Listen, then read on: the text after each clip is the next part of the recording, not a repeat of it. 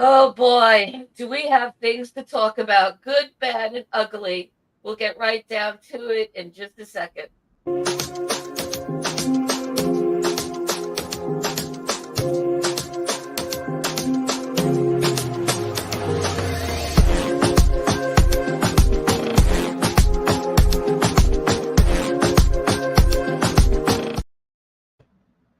Good morning and welcome to the upper deck. We're back. And thanks for coming back after our hiatus last weekend. If I'm sounding like Peter Brady, going with when it's time to change.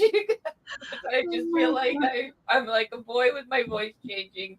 But I'm here and I have plenty of a voice to get through everything I need off my chest. How about you, Jonna? Oh my gosh, Lynn. Well, as I mentioned before the show, we've had so many good things to talk about ahead of this, like in past weeks that we almost didn't have enough to talk about. And boy, do we have some rants for today. Yeah, I hope you all are in your seats and buckled up because it's going to be a bumpy ride today. And I want to say good morning to NFE, Jonathan, Michael, and FJ. And let's start with the good before we get to the bad and the ugly. And put up Spencer's trivia question of the week. So, the Yankees and Dodgers last faced each other in the World Series in 1981. In 1995, the Yankees made it to the playoffs for the first time in 12 years. Who was the one Yankee in that series who also played as a Dodger in the 1981 series? That's kind of tough. That is a good question. So, I'm going to leave that up there for a minute so you could let it sink in, everybody, and put your guesses in the chat as usual, and we'll get to the answer at the end. Um, so, I don't know how to make. There we go. Okay, I didn't know how to make it go away for a minute. Um, well, so let's start way back in good times. Let's Um, do. Go ahead, Jonna. Let's talk about some good times. Let's Yeah, reminisce. Lynn, we had two consecutive sweeps there. And what were we on? An 8-game winning streak before it was snapped before this Dodgers series. So the boys had an incredible West Coast road trip. In fact, I think it was the best one that they had had in 30 plus years on the West Coast. I think it was the first time in 30 plus years they had won all three series on the West Coast road trip. So that was incredible. The vibes were high. Soto was still in good health. The Boo Birds in San Francisco did not get to judge. They did, but in a good way. He had that first game where he had his 2 home run game. And it's funny because last night he also did, but it's just so under the radar because it was such a dull, just we were all like so upset by that point. It was like not even exciting, but it is an incredible feat. And Soto had another multi-home run game in San Francisco. Yeah. The pitching was wonderful. Yeah, it was really fun. That was my first time at Oracle Park, and it was beautiful. It was a beautiful park. Just even seeing it on TV, it makes it. I understand why you needed to go there. I feel the Yes. same. Yeah, look, I mean, you got the bay right there laid out in front of you. But it was cold, which I mean, you know that about San Francisco, but I think until you actually experience it and you're like the park being right on the water, Right. you Yeah. don't really realize that until you're in the park. And then it was like, okay, this is pretty cold. But Yeah. You dress differently for the second game, I'm sure. totally, yes, yes, And then we moved on to Minnesota, yes. and well, we swept in San Fernando, like you said. Yeah, the Right. Minnesota series was great too, right? Yeah, I was like, man, we still own them. We will forever own the Twins. Yeah. and we came home with that energy, right? Because Mhm. it was one of the, like you said, in recent memory. Well, I don't have much memories; they go away the older you get. But I mean, it was a spectacular road trip, particularly for facing the West Coast teams and then the Midwest. But yeah, and and as we segue to the present, yeah, Frank, good morning to you too. Um, Losing is one thing, but Claiborne rate Rizzo needs to sit. Yeah. Did you peek at our show notes or listen in when John and I were talking before we came on? Yeah, Right? we're gonna have a lot of talking to do about that. All right. So there's nothing really good to say about this Dodgers series other than perhaps highlighting that Judge is continuing his hitting streak, his remarkable hitting streak. Volpe continues, um, and and the rest is really just sadness, tears, and tears, right? Yeah. Yeah, Um, for sure. yep, and Sean, that's an understatement. We have to bounce back today after the embarrassing loss. I found them both embarrassing and offensive. Um, and it is true we're bound to lose a series, but you know, yeah, particularly egregious, and we want to break that down into the smaller parts, and then spit them out after we do. Um, and so, um, okay, but okay, so let's pivot. The chat is bringing us there. Let's pivot to Torres, who is definitely one of the guys in the doghouse for us this week. Um, he has to sit, and NFE's saying, and he's losing hope with Rizzo. I think that's going to be I think that's going to be the theme. I don't I think there's going to be automatic consensus on that. And so maybe what we should do is just go right to um who's in the doghouse. Because I think we need a bigger house. Um and Do we ever? and so yeah, let's start with Torres. Like, so what's so maddening to me about Torres is, and I think I said this last time, um, he has it in him. He has a double personality where you see him make an outstanding play.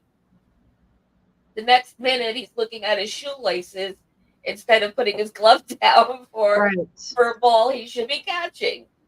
Um, he's not been spectacular at the plate. He's had some moments, but not consistent moments over the past, since we last broadcast, at least, and certainly I don't have the precise numbers, but wasn't so stellar on the road. Um, and last night it was absolutely, to me, and I think there's a lot of agreement here. The pivotal point of the loss is entirely on Kleber and missing Right. that ball. Yes. Inexcusable, unacceptable. And you wouldn't have had the runners on base that ultimately, started. Grand slam. Exactly. Exactly. Had he made that play, we're not in that position. And that is my biggest frustration with him too, is like these are really big moments and he's dropping the ball on every single big moment. And we talked about this in a former podcast episode, probably our last one, how it feels like every time he does that, it has a snowball effect and everyone is lackadaisical after he makes a play like that. Then it just snowballs. And then like Rizzo's not in the game either. And then he makes errors. And it's just like you Yeah. cannot trust this guy in a postseason situation because you can't even trust him in a big moment during the regular season. No, no. And so that's a really good point. And like NFE said that I had just put up, in a contract year, as that looms closer and closer, it's another nail in the coffin for him. And so whatever it is that is in the way, and frankly has been in the way since we acquired him, Yeah. needs to needs to get fixed. And I don't think it's lack of coaching.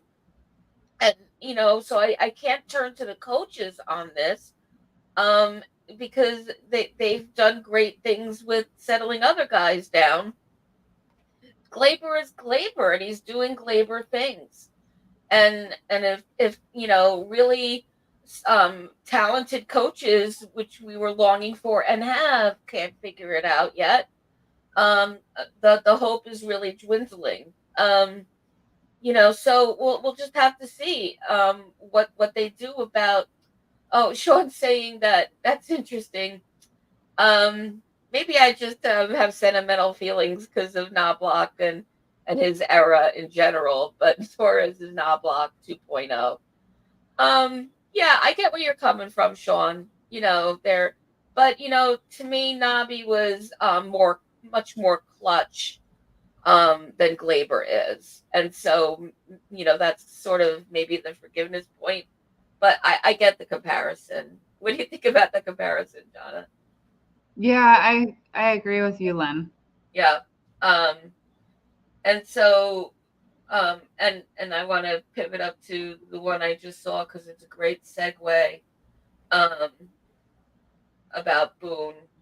Because, and I want to say, oh, let me just also say, there's a lot of newcomers in, so I want to say hey to, hey Chris, you made it in this week. So great to see you, my friend. Evan, great to see you. And Sean, and thanks again for your comments. So there's a couple of Boone comments coming in, and you know what? He's in our doghouse for sure. Yep. Um, and so, and a few people have said it here. Um, yeah, and by the way, speaking of Boone and his managerial skills, yeah, Boone should have benched Torres after that drop pop up on Friday.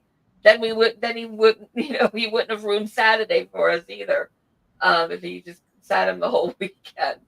But Boone is definitely in the doghouse, and I know you have reasons, Jonna. I would just before we pivot, like yes, we have thoughts on Boone, and this all kind of ties in anyway. But like, why were we so? Don't get me wrong, I am not an Aaron Hicks fan. I was never really an Aaron Hicks fan, but like we had such a short leash with him. They had no problems pulling him when he couldn't find the ball in left field. Like why do they have such a like? Excuse me for my rated R language here, but like, why do they have such a hard on for Glaber? I don't understand it. I don't There's really understand it. there was no other way to put it. I think censors would allow it. So Yeah, I mean, like, I actually would love to compare their numbers, like Hicks numbers, like the last two seasons with what Rizzo and Glaber are doing right now. And just right, to like, I don't understand. It seems and like yeah, they have like these weird loyalties. right, absolutely, and it's like Chris has a really good point here. Um, bench the guy. It's not like we don't have options. Call up Jones or pivot Cabrera there, and we'll get to poor Cabrera later because that's a whole other bowl of wax we got to get to. And just not about Cabrera himself, but what they did to him. But yeah, I mean, why? Just why? Tell us why, Boone. What is going on in that floppy-eared head of yours? I just don't understand it. Yeah, Somebody I'm make frustrated with him that I feel like he jacks with people like Cabrera's like head mindset because like when you just pull him and don't play him for games and games on end, and it doesn't make any sense to me. Like, so he has to sit there and watch these guys just freaking suck right. and sit on the bench. You're screwing with his mind, like head games. You're playing Yeah, head games. absolutely. And the Boone that I praised early in the season, because he was being so much better at communicating with frankness and transparency, has now reverted back. He's regressed to the turning the page, turning, the, the guys are great, we had a bad luck, era. And nobody's having it, Boone. Nobody believes you. And, don't do that to us again, because you know what we did to you last time, and it's going to be even uglier this time. Right. As we're really chasing the pennant for real. And we're faced our likely World Series opponents when we get there. And that's what I said the other night. I tweeted out, I said, this is your Gleyber Torres postseason trial run. Yes. And if it fails miserably, then you know how this is going to end up in the postseason. You have to take this seriously. Game's so important. This series is so important. We get 2 nationally televised games out of it. That's how of interest this is worldwide. And you gotta, you're in the show, and sometimes that's local and sometimes that's worldwide, and there's connotations to that you got to pay attention to, and you have people to pivot to. It just doesn't make any sense. And Michael, I get what you're saying, and I agree. His offense comparatively is better than it had been, but comparatively, a bunt would be better than what he's been doing. It's Yeah. he had a great home run recently, yay. But again, it's that consistency factor that we just don't have on either end of his role. That's maddening, and he has it in him. But it doesn't. And you're right, Michael. Nothing makes up for his defense. Nothing. Well, and so you've got like Gleyber, who seems to kind of be turning the corner a little bit on the offensive side, but like not enough to make up for his shit defense. But then Rizzo's offense is so god awful. In his last 7 games, he has a .034 batting average. In his last games, with 1 hit, last 7 games.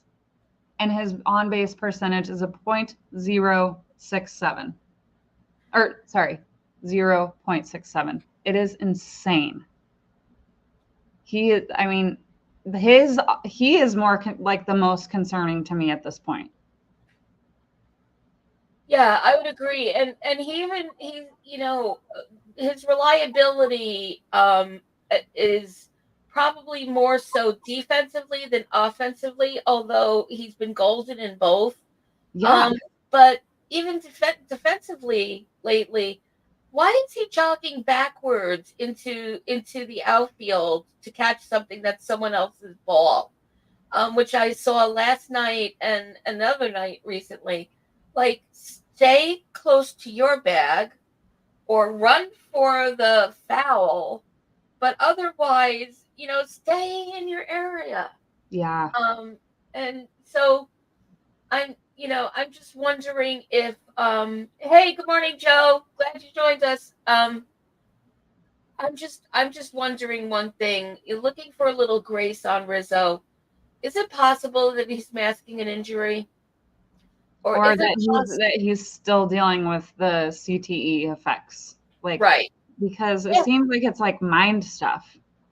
Yeah, 100%.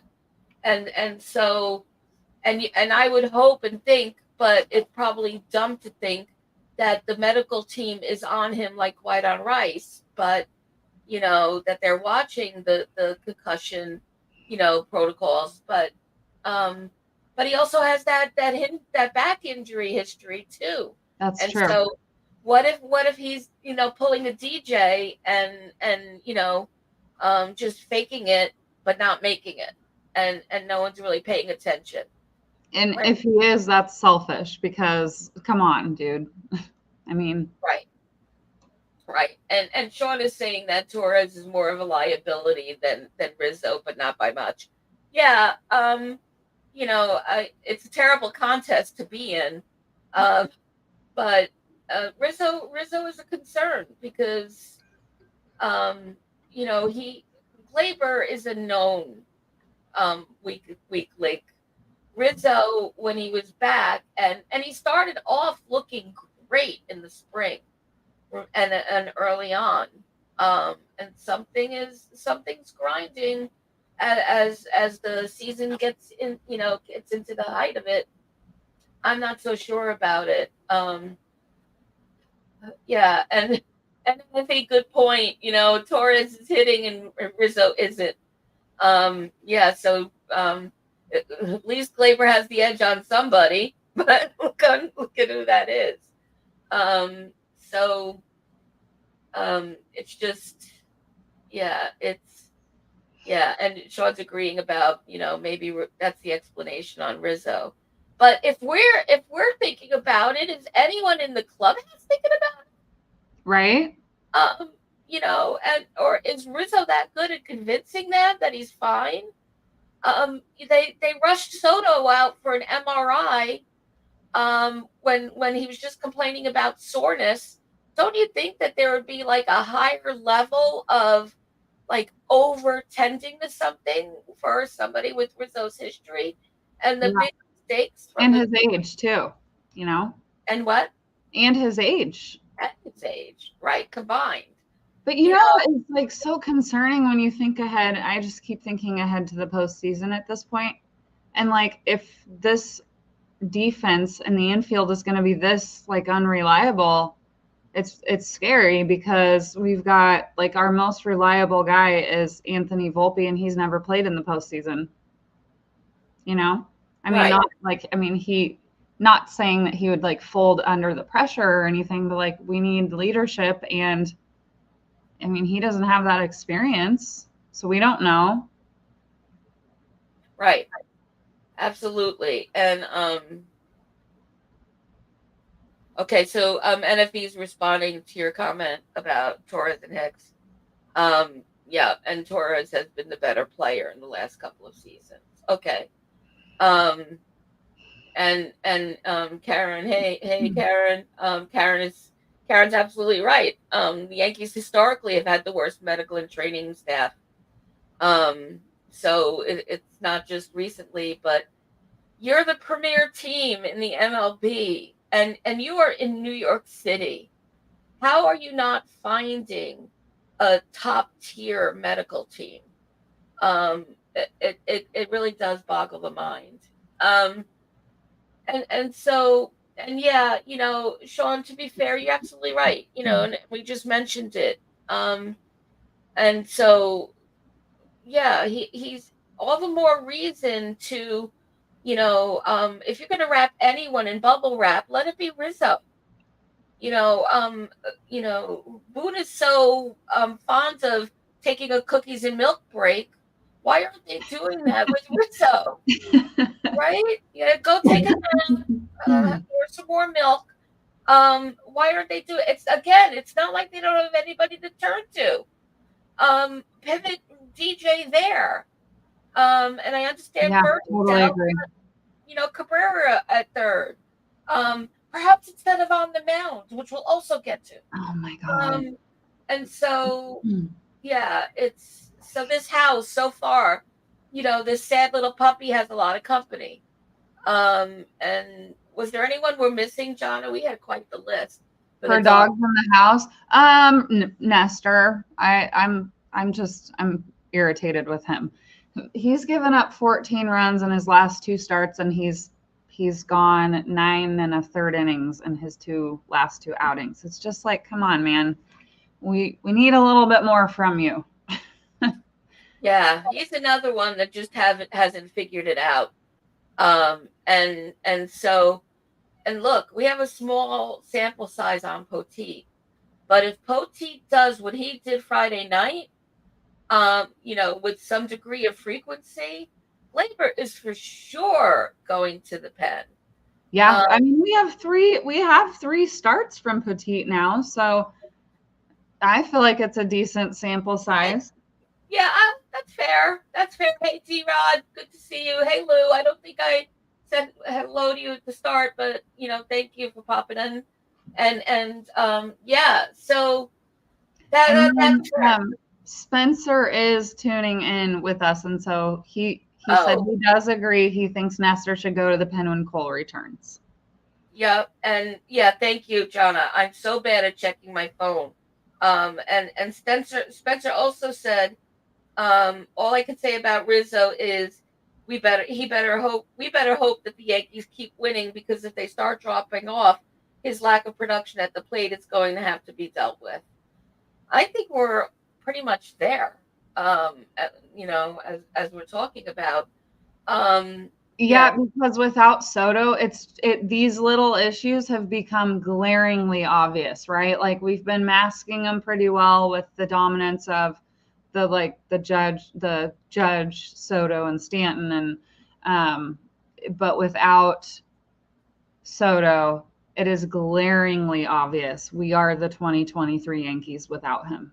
yeah, 100%. And the chat's still hot into the pitching, and NFE is saying Poteet is another Schmidt. I Yes. love that comparison. I agree. I really like him. I think he's got this cool confidence that he just goes out there and he does his job and he doesn't make a big stink about it. And like I don't know, I just really love. I think they both have a similar um, outlook or similar like the way they compose themselves.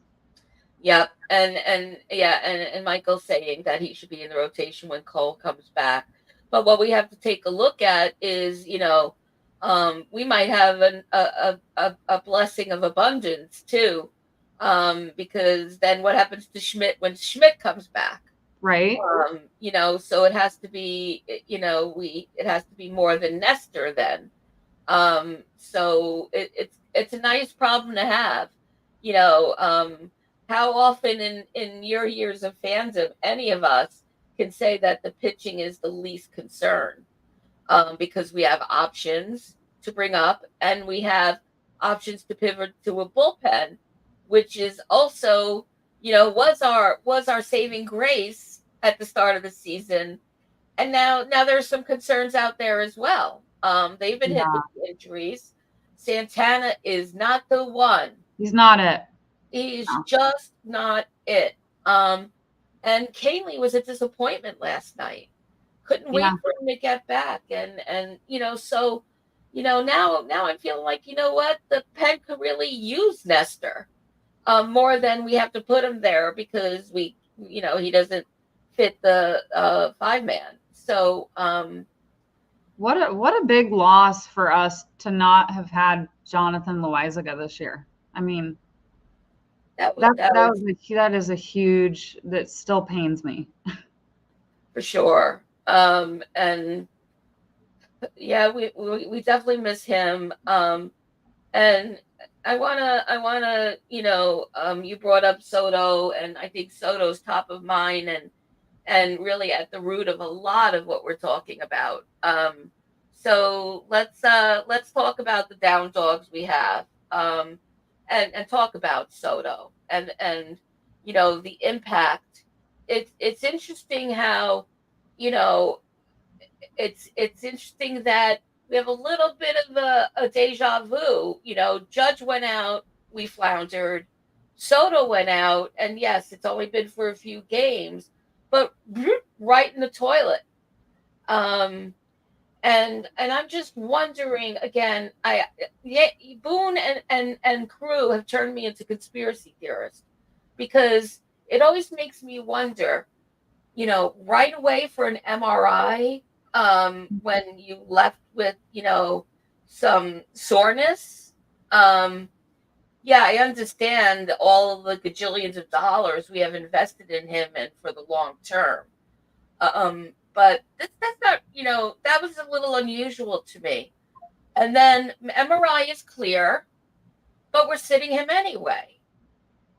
Someone make sense for me, please, because and that whole thing on Friday was so embarrassing, when he was faking, like as if he was about to come up to the plate. Like, the Dodgers aren't going to read through that, and all the more laugh at this team, and think, oh boy, I smell fear. Um, so I don't understand, and I want. Well, I think we're going to be pivoting back to pitching because the chat's hot on the pitching, and there's some really good comments flying. But sticking with Soto for a minute, um, what is everyone? What are you thinking, Jonna, about Soto sitting?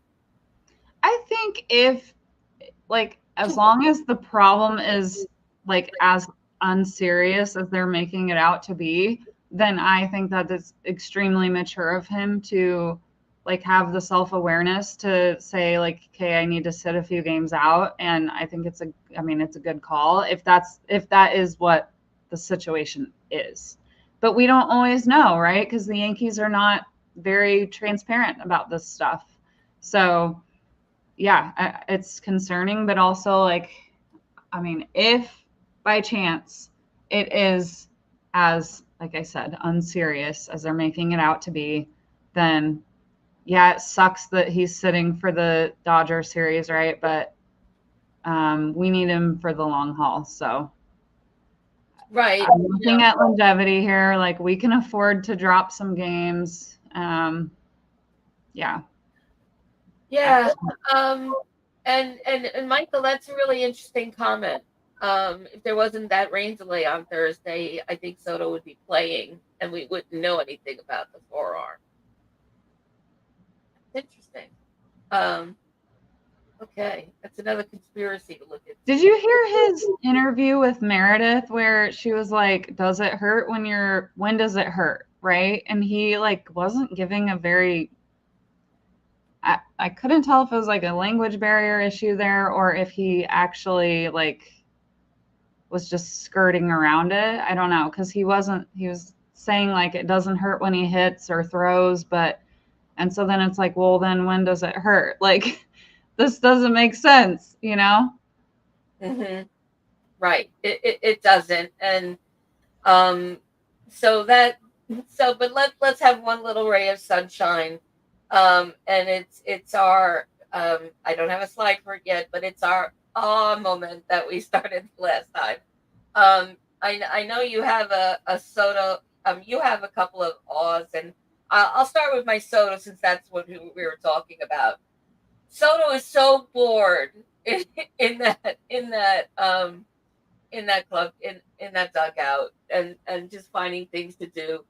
And I hope everyone caught last night when they had Cole mic'd up and they were interviewing him, and Soto came over with a cup of Gatorade for Cole while he was interviewing, and he picked up the bottle of Gatorade and previewed it, like a little bit of like, hey, get me in the shot. I don't want people to forget about me, but also really cute. Um, and it's just, oh, I just feel for him. He's so excited. He wants to be involved. He's looking for ways to be involved, and it has to be driving him crazy, which is another check in the column for something. Something's got to be awry, and he Yeah. knows it. But um, give us it's a midway point, so it's good to have this feel good break. John, I know you It have a really is. I was thinking that. I'm like, man, we've been so like down in the dumps here, down dogs. We've got to get the vibes back up before today because we have Luis Hill on the mound today, and that is something to look forward to. So 100%. yeah. So all moments. Garrett Cole obviously made his first start this week with Somerset, which was so fun to watch. And he, I'm sure you all have listened to him in his interviews the last few days, but he says he's feeling good. He's looking good. And he bought steaks for like fancy steaks for the whole Somerset Patriots team. That was a very moment.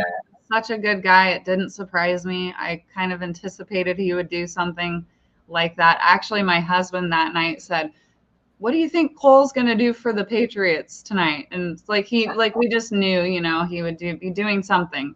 He said no. And then Doogie had an off day during the Twins series the other day and sat in the bullpen. And he's just sitting there messing around. It was so awesome. Like, that he is such a team player, right? He wants to get to know everyone. He wants to be friends with everyone, because I feel like it's probably pretty easy for some of these guys in the pen to not really acquaint or know the position players that well. So I think that is just so cool. He's trying to like, I don't know, facilitate these relationships, and he's doing a good job of it. And that's the Doogie way, and that's why I had no choice but to fall in love with him. Right? I think that's what like so many people are like, okay, he's pretty awesome. So Yeah, that was awesome. And then the Wells and Stroman do rags the other night was also very cool, yeah, right? I love that. That was great. So that's kind of telling you, okay, this battery is set. Like this is Yes. this is going to be Stroh's guy.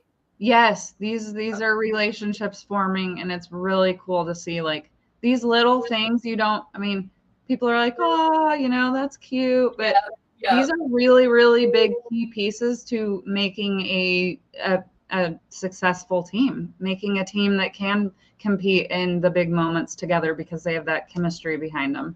yeah, and it's great to see, 100%. And so then let's see what else we could pivot to, and we'll probably we're going to get back to pitching no matter what. But Do you have a hot take? um, I do have a hot take, and my hot take, um, we made the slide. I just want to show it, and I want everyone else's hot takes to come up in the chat. Um, all right, so my hot take this week, and I don't think it's a unique hot take, is um I think that DJ is also you know heading towards the exit door. I think that he's doing the things that multiple Gold Glove winners do on the field. But I just am not seeing much I'm not seeing leadoff DJ, that's for sure. Nor did I expect that at the beginning. And it's not like I had to remember that he hasn't been back that long.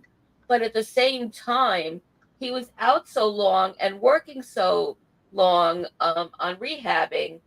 Why are we not seeing, more, on base from him or moving runners or something? I don't have the numbers to throw down for everybody, but so maybe this is entirely subjective, but I have my concerns about DJ. I always run to the injury place. I'm going to try not to do that, but it's an underpinning. Um, I don't think DJ is producing at the level that we would expect, that we used to be able to rely on, and it makes me question his future and his place on the team as we get closer and closer to playoff season. Yeah. Yeah, I think like DJ is definitely a big concern for a lot of people. I also like I'm kind of in the camp of, okay, he's only had 29 at bats since he's been back. Look at how long it took Judge to get going when he didn't have a spring season. But and the way DJ was able to turn the corner the second half of last season, I think I'm just kind of holding on to hope that like he can at least be a guy that gets on base for us and helps turn over the lineup. But I don't know. It could be an age thing. It seems like he has regressed a lot in the last few seasons, but I will say his numbers look a lot better than Rizzo's do. So Yeah. Yep. And Michael made that exact point also. Yeah. So, mhm. um, yeah, well then, yeah. So like, and that goes to also, Michael, your point, and Johnny, your point is, DJ could very well be at first. Like DJ has some contributions to give. But Rizzo is not two ways. Um, And so, even if he's not And thanks for reminding me, Sean. I went right to the Gold Glove place, but two-time batting champ. And so thanks for bringing that back to my memory. So, we can't expect that. We really have to hashtag manage our expectations about that. But, throw down a bunt, not a butt, throw Yeah. down a bunt, Yeah.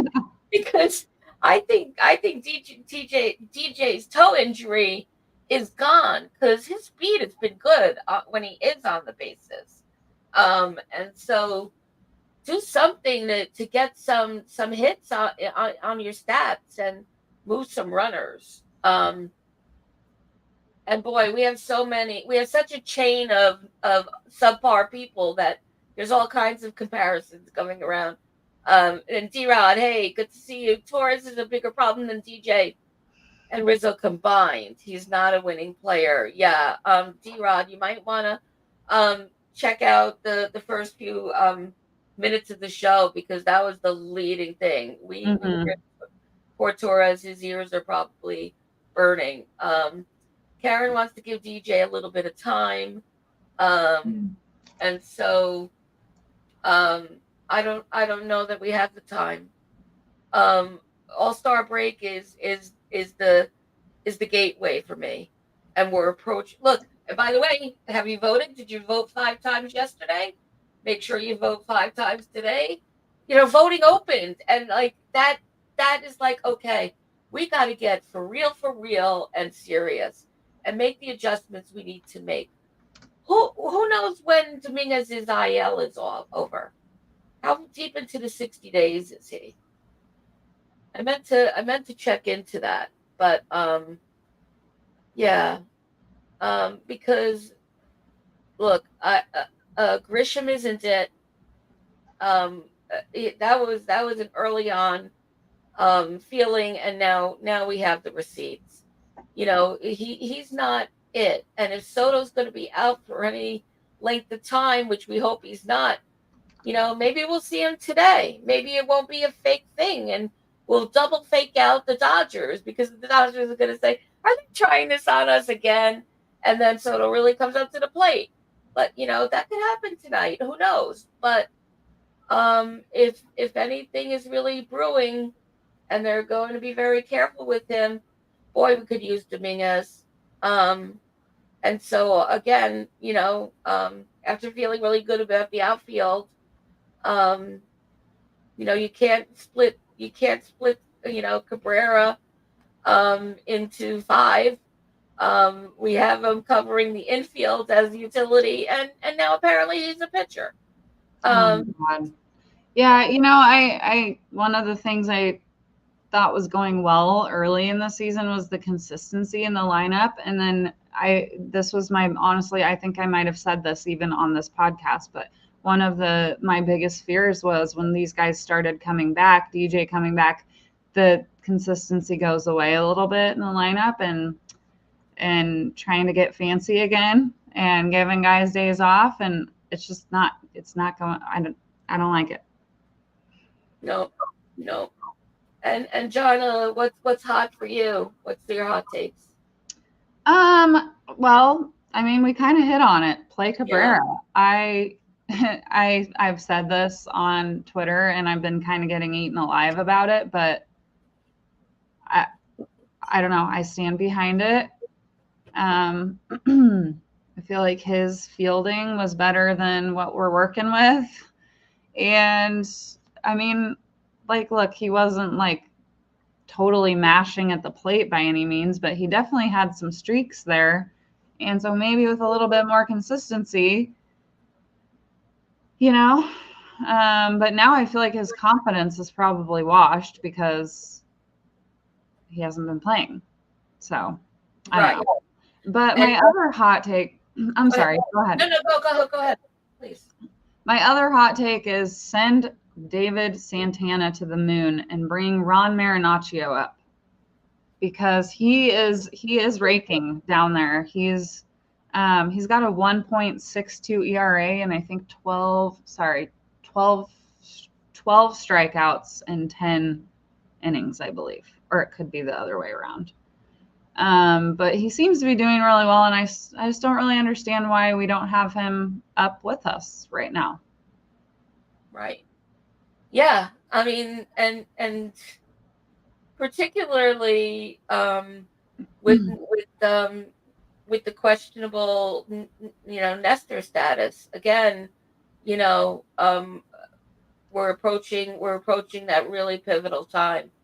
Um, and so, yeah. And Jonathan saying, I don't know why Santana's on the team. Yeah, I don't right? either. I think when we acquired him, there was pretty much consensus that he must be one of those revolving door players, and they were getting him, and then would be quickly, releasing him and acquiring somebody else. But that doesn't seem to have been part of that numbers game that was going on at the beginning. So, um, yeah, I don't know about that. And to your point, Jonna, about Cabrera, losing confidence because he's being underutilized. Nothing, nothing says go ahead, lose some more confidence. And I keep saying it. I'm perseverating on them putting him on the mound last night. Yeah, He is not IKF, right. who was already a joke. I don't like saying that, but we already knew what we didn't have with IKF. Yeah, And so it was just another thing to, laugh at, make memes about, etc. But right. this is a guy that has been clutch utility wise when we needed it. And by the way, that was also true when we were running for the postseason last season. Let's not forget that he was called up under high pressure postseason time Yeah, and performed. yeah. This is a high caliber player who's still young, who Yeah, still and he doesn't have. seems to be learning a lot from Yes, Soto, and he said so himself. And yes, it did. His plate approach changed a lot. absolutely. So And you're just letting him waste away if you're not going to let him play in AAA or let him frickin' play. yeah, let him play everywhere except on the hill. Yeah. It Oh, the set him second-hand up. embarrassment that I have still, Lynn, What? from last night, Hmm. because we had CC Sabathia in the house, we had Mo in the house, we had Jorge Jeter. How I was so embarrassed. Yeah, I mean, there was someone else they could have pivoted to. There's someone else equally horrible in the pen they could have pivoted to. Correct me if I'm wrong on our bullpen budget, but um, talk about like a confidence breaker to Yeah. set him up that way. And I don't. I kind of wonder. I would love to think that he threw four balls on purpose just to get it over with. The game was lost anyway, Yeah. and um, and do I need Smaltz to be the one Ugh. calling the game when we No. do something like that? Who really should join the others in the moon on the moon? But Yes. And that's another pain I have from this series is the broadcasting. I had to listen to Apple TV on Friday night, and they called Ian Hamilton. They said Ian Hamilton's up in the bullpen for the White Sox. I was like, what? Did I hear that correctly? Like, I am just, yeah, yeah, I'm so fed up with MLB and like these broadcasts and, yeah, ugh. these streams, yeah. And I don't understand how we got so lucky. Um, I'm hoping ESPN will be better tonight. Um, and FJ, yeah, frighten me a little bit more. Hit me when I'm down. I'm already down there anyway. Okay. Yankees are only one game ahead of the Orioles in the loss column. You know, um, not good. Clearly. Oh, Before we wrap it up, though, we've got to highlight some of the good things because I don't want to go into this last game like we don't want to get swept, right? Let's put some good juju out there. we could get to that. Yeah.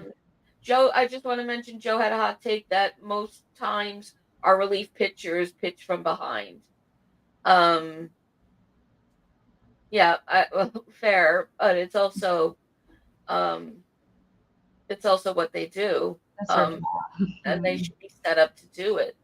Um, but um, and by the way, NFE, I did see your comment, and I think it's fair. I did say that I was disappointed in Canely, and surprised at him, and NFE had said that that inning was not on Canely. So I'm gonna go back, and I'm a Tommy girl. I was waiting for him to be back and counting the days. So yeah, I'm gonna take a look back on that too, so I could see where I got it wrong. Oh, and D-Rod has a lukewarm take. My lukewarm take is that if the Yankees won the World Series, it'll be in spite of Torres, not because of him. Yeah, that's really tepid, lukewarm, perhaps frigid. Because yeah, I don't see Torres being the hero of the postseason. But I love surprises. So, that would be fine. And Michael was listening in to us, Jonna, when we were chatting before. Tonkin has really been a bright spot so far. Yeah. Yeah, he really has. There was a lot of trash talking about Tonkin at first.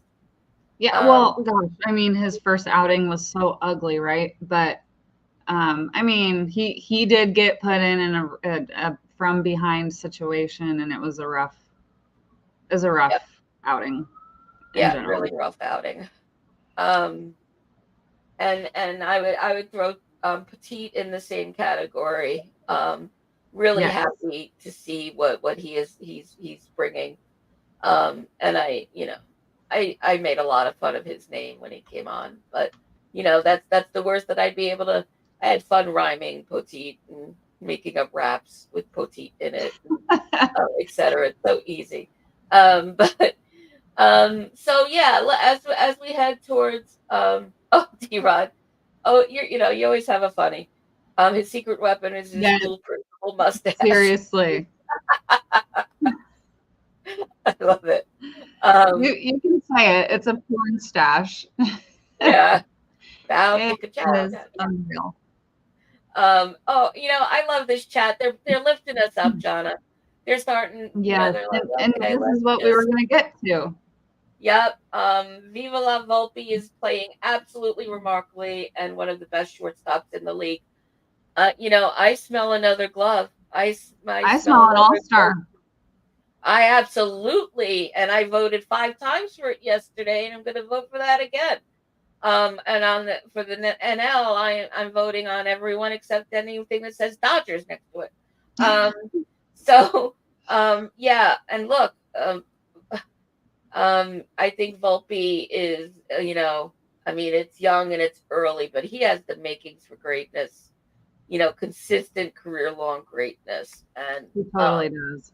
yeah, so 33 game on base streak. And same yeah, with Judge. Which yes, to me that's wild because if you look back, I wonder what the most on base streak he had ahead of this one. Because I mean, if you look ahead back the past few seasons, you're like, I don't know. right, But right. I could be wrong. That could just be me thinking that. But No, with the amount of strikeouts he had, anyway, that is a very bright spot for us. So most that's definitely, most definitely. And so, recapping, we always end with the answer to the trivia question. I put it back up on the board. Some answers are coming in.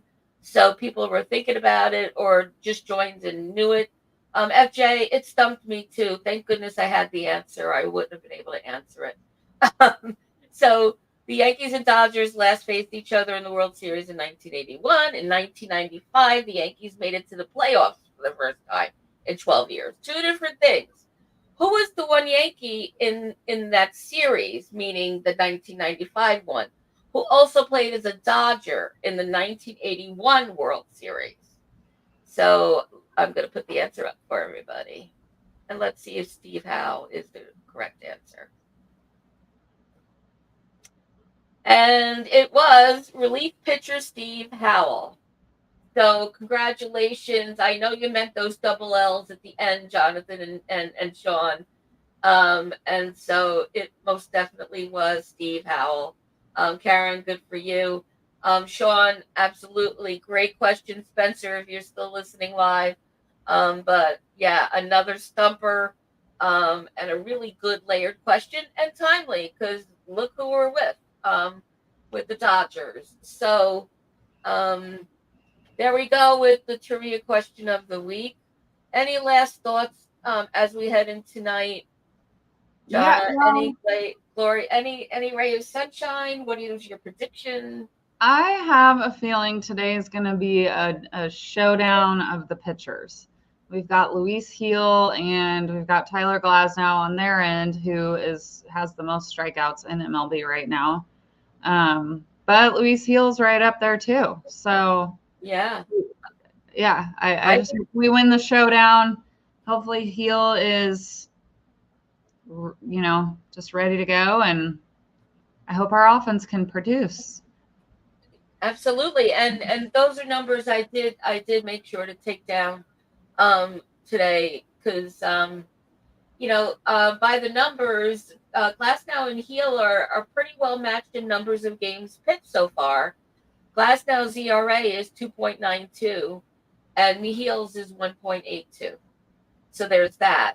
And so there's other interesting numbers that I won't get everybody into, but they're when you break down into other numbers like runs allowed and hits, they're pretty comparable. But again, Heel has the thread running through is that Heel has the edge. And if you're a betting person, it looks like the Yankees have an advantage betting wise. I'm not suggesting it. I don't want you suspended from this chat for betting baseball. I'm kidding, man. Joke from the week past.